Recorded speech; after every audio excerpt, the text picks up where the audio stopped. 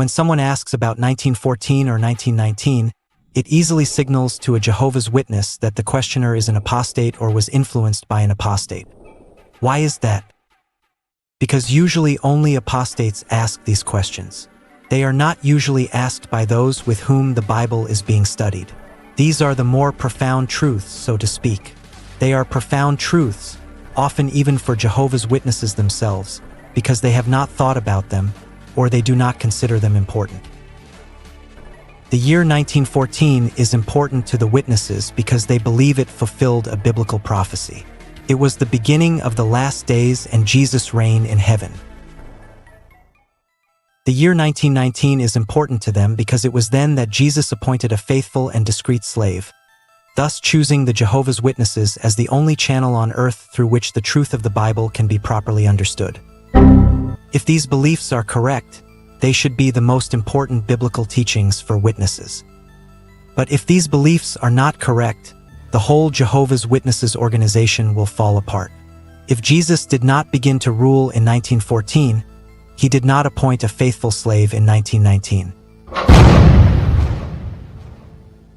And if there is no faithful slave, there is no governing body either. And if there is no governing body, the present organization is a mere human creation, just like any other religion.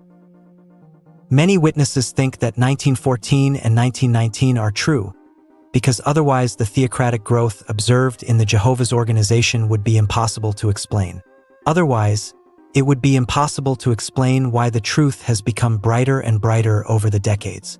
Nor could it otherwise explain how a worldwide Jehovah's people have formed, with a consensus on the Bible, separated from the world, and among whom one can observe pure worship and brotherly love. In making this argument, however, they forget that many other religions and religious organizations have also grown globally. Many others have also come to understand the Bible better. Many other religions also have a doctrinal consensus on the Bible, seek to live apart from the immoral ways of the world, and among them one can find brotherly love. Of this love, Jesus did say, "For if you love those loving you, what reward do you have? Are not also the tax collectors doing the same thing? And if you greet your brothers only, what extraordinary thing are you doing? Are not also the people of the nations doing the same thing?"